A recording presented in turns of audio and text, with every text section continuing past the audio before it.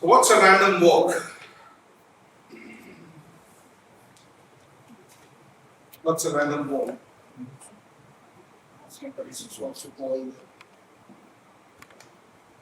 random walk, drunken walk, coin flipping, what is means for. They have this random walk. So what is random walk? So we say that imagine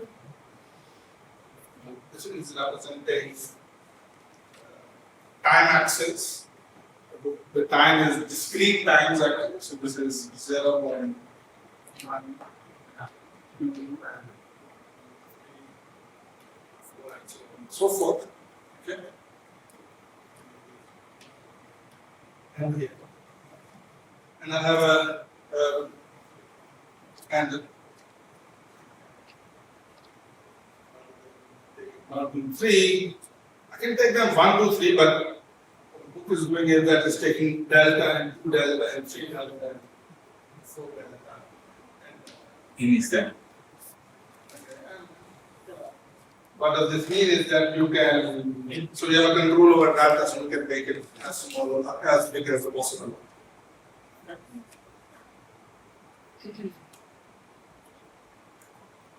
So by random walk, what I mean that at point 0 it is 0, but on each point either is going to take the value h, some h, or is going to take value minus h. Okay. So I have a size, let's say that I have a collection of the random variables. Okay.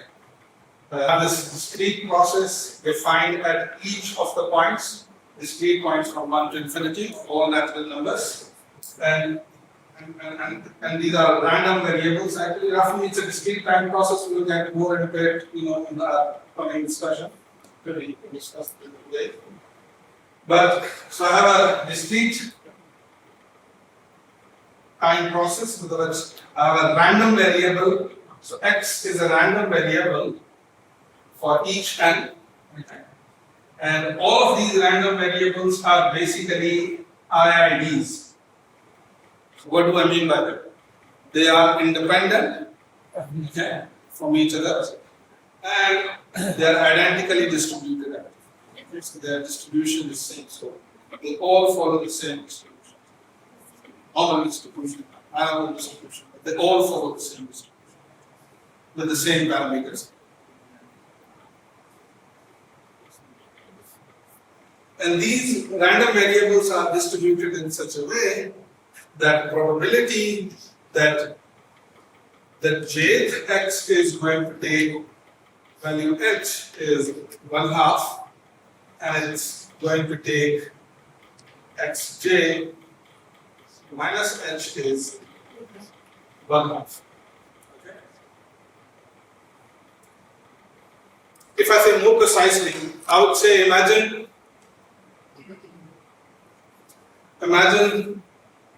this 0, delta, 2, delta, 3, delta, 4, delta is representing an instant actually. It is representing a time. Okay? And xn, and all these instants, you are playing a coin game or a betting game. Okay? Where you either lose h, gain h, or lose h at each count. So it fixes. Okay. So you can play many games at each instant. So on each instant you can either play, so you can either gain h or lose h. Okay. And xn is representing the outcome of the nth game. It's an outcome of nth game. On nth game, either you're going to have plus h or what do you call it? Minus h. Okay. Is it making sense? So roughly each of xn is a Bernoulli trial.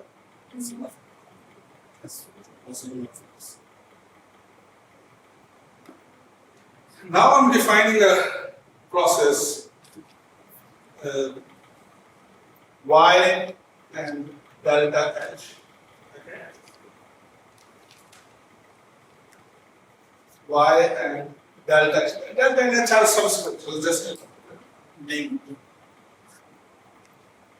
So y is representing what? So if each of xj is representing the outcome, xn is representing the outcome of the nth game, the winning or the loss that you have on the nth game, y is representing the sum of all money that you have made basically up to a specific time. In other words, y of n delta is basically sum of all losses or gains that you can have up to the nth game.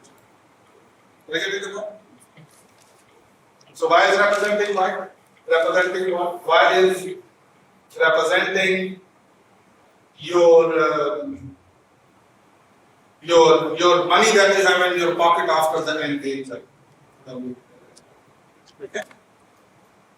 Now, if you have kind of won all games, your y at n delta would be nh. And if you have lost all game, it's going to be minus nh. But since all these are random, so sometimes I lost and sometimes I won it. Okay. Sometimes I lost and sometimes I won. Are you getting the point? And I'm assuming that y delta at the time 0 was 0 actually. In other words, when you have not started the playing games, you have neither gained anything or lost anything. It's a very natural function. So if I want to plot this process, how does it going to look like? In other words, if I say that this is my n-axis and this is my y-axis roughly, so I want to plot y against the time, how does it going to look like? So y at 0 is 0. Okay. Y at 1 or delta could be what? Could be h or could be minus h. Minus h. So I don't know what it could be. So let's then we started the loss. What could be the second outcome? So either at time your gains can go to 0 or they can go to the minus 2. minus 2h. Imagine that, the Pakistani team, we lost another game. We lost cricket team, lost lots of games and then we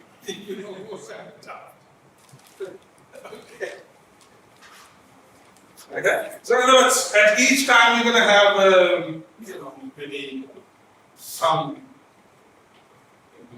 like that.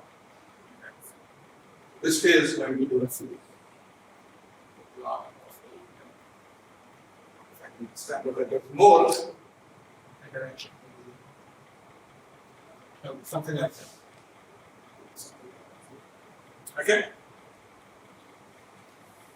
Now, if I want to make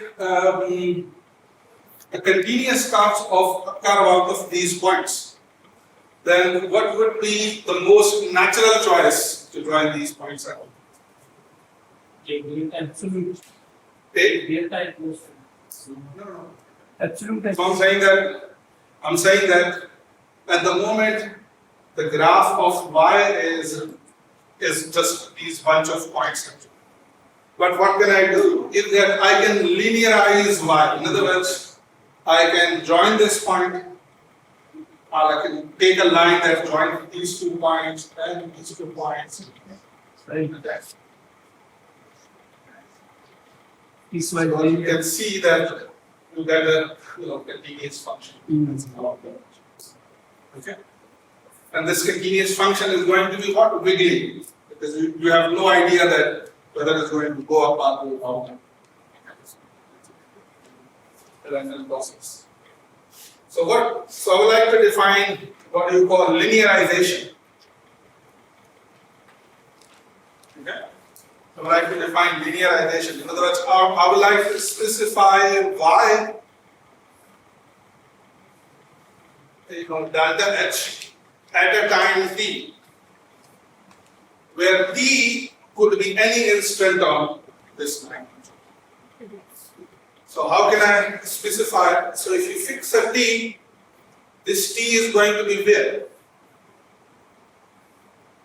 So I have a time t. So this t is going to be where? Could be easily. And more precisely,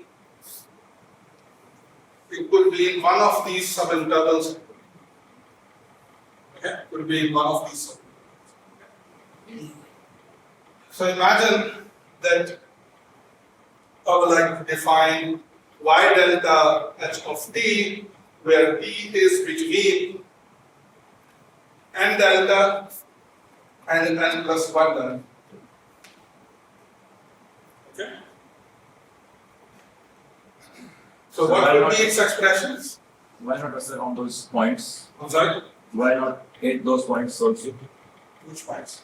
In So at n delta and n plus 1 delta, you have already such kind of expressions. You already have values. So what you want to interpolate that? Okay. So y delta h of the t. So can you give me the equation for y delta h t? So imagine I have a point, say, between 0, p is here, p is this one. Okay. Y, so this t could be an arbitrary point between these intervals. So how you can find the equation of this straight line? Two forms. What you can do is that you can use the coordinates of these two functions, okay, these 2 points, and just draw a straight line. N delta and n plus 1 delta. So y delta ht, I can write it explicitly in this manner. So I'm just writing it, just give you an idea. You can do this explicit computation. So it would be n plus 1 delta minus t over delta y delta h n delta plus t minus n delta over delta and y delta h evaluated at n plus 1 delta. So do you agree with this intuition that this should be the case? So if you take 2 points, okay, what will be the coordinates of, for example, this point? So this point is n delta and y of n delta. Okay? And this would be what? Plus 1 delta. N plus 1 delta and y of N plus 1 delta. n plus 1 delta. Okay? And if you apply what you call your coordinate geometry formula, okay, and try to find an expression of y at any time t, between this interval, you're going to have this. Okay. This is just telling you the way that how much of t is away from n plus 1 delta and how much is t away from n delta. Okay. So it's like if you have the interval, a to b, and you take a point x here, okay, then x can be written as, you can always find basically a lambda between 0 to 1 such that lambda x, lambda a plus 1 minus lambda a. So that's what we are doing. So this guy is an explicit expression for lambda. Okay. It's kind of explicit expression. Anyway, so I'm pretty much sure you can figure this out very easily. The good thing about, so this y delta h, and this was specified at n delta, was not a continuous function, but this guy is now a continuous function. Okay. And I'm going to show that this continuous function has lots of interesting properties. Okay. If you turn deltas and h to 0, are the ratio of deltas and h. What you can already expect is, now think about it, if you are turning this to the delta or making the delta small. What kind of picture you're going to get at? So if you try to bring these deltas, these points closer, and just turn delta, turn it smaller. So how does it going to look? Roughly, so it's going to be a very wiggly figure. It will be something like that, isn't it? Where the process is oscillating too quickly at every small instant. Does it make sense? Or you can see that this is a zoomed version of part of it. So you take a part of this trajectory and you zoom it out, so you're going to get something like this. In other words, such kind of a process, we'll give it a name, letter as Brownian motion, can be seen as the limiting, roughly, the limiting process. So in other words, if you take the limit as delta goes to 0, okay, there should be a relationship between delta and dash. If you take the limit, delta goes to 0, cleverly, then this process is going to give you such kind of linear process. Okay. So roughly what we did a random walk. That's a random walk. Okay. And we kind of, from the random walk, we came up with this linearized stochastic process, which is obviously continuous. So let's try to study some of the questions related to this process by.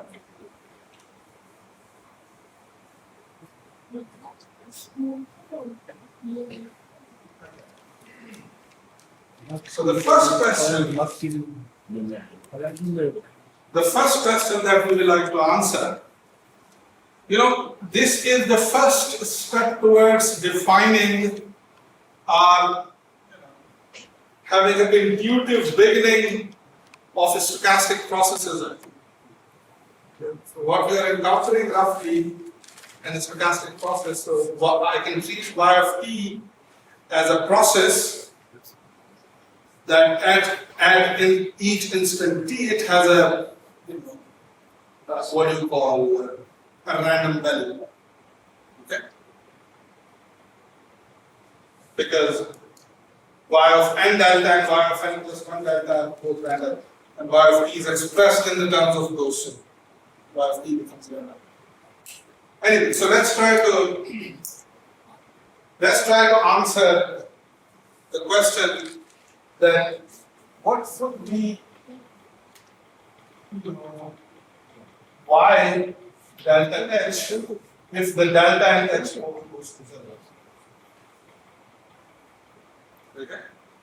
So delta and h both goes to 0. In other words, the oscillation has lesser frequency and it is happening, so it's happening too quickly. So by delta, okay. So by delta, taking delta to 0 means that it is happening quickly, instantly. And by taking h to 0, it's happening in small amplitudes. So in other words, the change is happening loss and gains. small amplitudes. Loss and gains. The frequency higher. Frequency higher. Given in kind of quantities.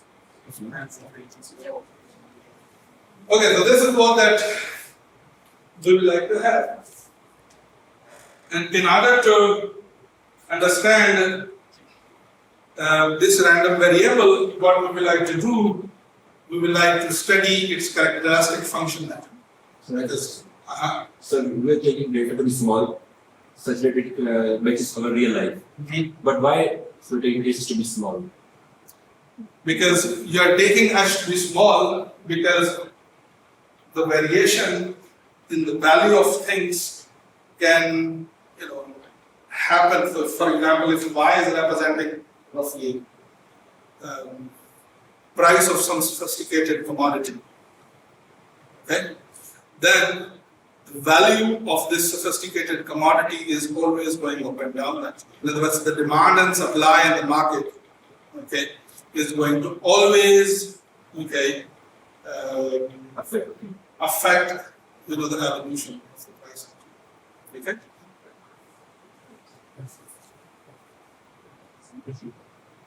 So the effect is small. Okay? So in other words, to go, for example, in the stock market and see a price of a stock actually, okay, that in the morning, for example, 9 a.m., then I go again and see it at the 10 a.m., 11 a.m., change it.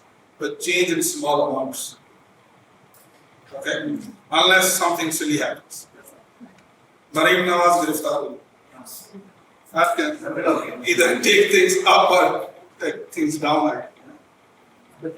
Have funny things happen. Which happens quite often. Huh? Why they are affected by this incident?